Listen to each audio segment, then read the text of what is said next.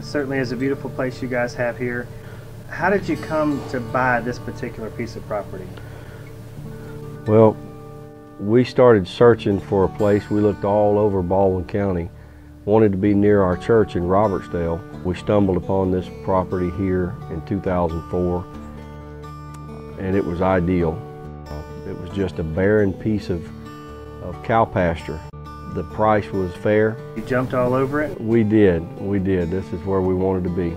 It's so quiet. It's a dead-end road, yet it's close to town and the highway. You can get to Mobile or Pensacola quickly, or the beach.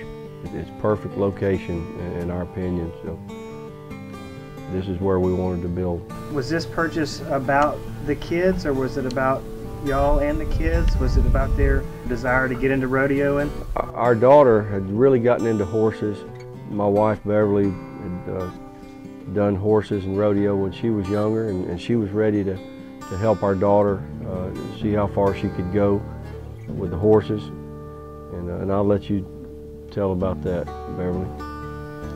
Well, we started doing high school rodeo, which involves a lot of traveling, several states, and Natalie was competing in girls cutting and goat tying and barrel racing and pole bending and calf roping, breakaway roping. Her senior year, she was Alabama High School Rodeo Queen, so she made it to nationals 2 years in a row. So we traveled to as far as Springfield, Illinois, and Farmington, New Mexico twice. She was riding about 5 horses at the time.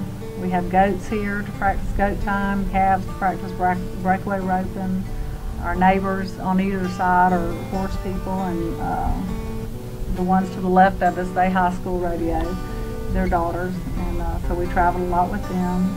They practice together, and it takes a family just about to do that, you know. Mm-hmm. On the road a lot, on the weekends and stuff, and that's how we built this place, especially for somebody who wanted to compete, because all the facilities, we have the lighted arena and the round pen for starting young horses, training and stuff. So you also do some boarding too, is that right? Right.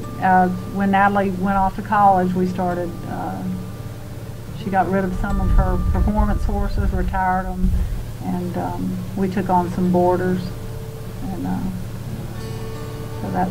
And so it's also set up if somebody wanted to actually do some training for young children out here, it's also set up for that? Natalie gave lessons out here and she had a couple of different girls she gave lessons to. And they still ask for her when she comes home, you know, is Natalie back? I guess, you know, so. Right. That was by word of mouth. She never advertised for any of that, and we never advertised for board, and it was people recommended us. So. How many horses can the barn accommodate? We have a 4-stall barn, and they have traps behind them, which means there's a space out. They can go out of the stall into a little paddock area. The tack room out there. You can store hay up top, and there's a wash rack and rubber mats in there to tie the horses to. I wanted to switch gears a little bit and talk about the house itself, because it is a very attractive home. This is a Creole style home with an open floor plan on the inside. We seen this house being built in Alberta, and we pulled in and talked to the gentleman to get some ideas when we were getting ready to build this house. And he allowed us to copy his plans and make some alterations, but we fell in love with this house because of the open floor plan and how user-friendly everything is inside the house. We went way beyond the call of duty with the insulation and things like that.